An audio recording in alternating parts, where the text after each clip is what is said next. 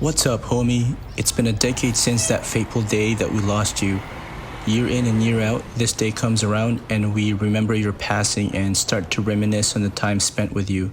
Forever grateful for your camaraderie, your music, poetry, humor, and love for our people.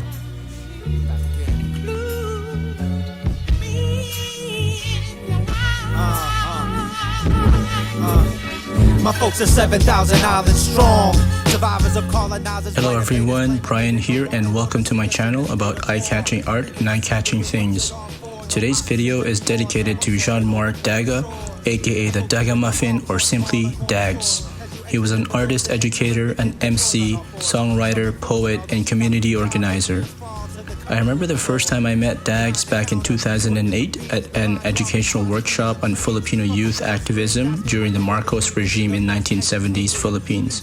And as part of the workshop, attendees took part in an icebreaker activity sharing why and when they or their families migrated to Canada. It was cool to find out about all the different regions we were coming from, but it was eye-opening learning about the many commonalities as to why our families had to leave our ancestral homes behind.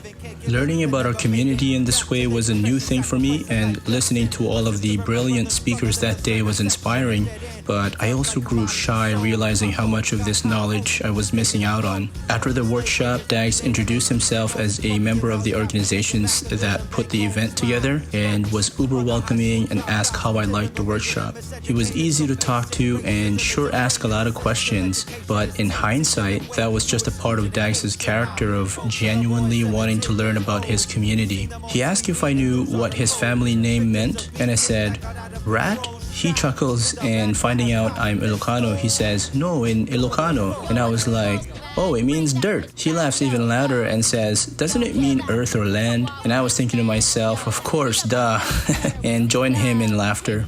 From the get-go, he was that dude. His ability to listen and make connections was something I really admired, and this reflected in many of the things he did. His songs and writings were steeped in working-class perspectives and expertly used hip-hop and storytelling to shed light on some of the most pressing issues our communities face, but always in the spirit of empowerment and consciousness raising. Art for the people, by the people was his mantra as an artist, and he was one of the first people to show me the important role and capacity of art to help propel social movements and inspire social change.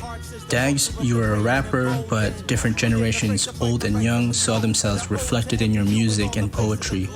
You touched many lives and inspired many creatives to make connections with their communities, use our creativity for the right cause as a tool for education, social justice, and change.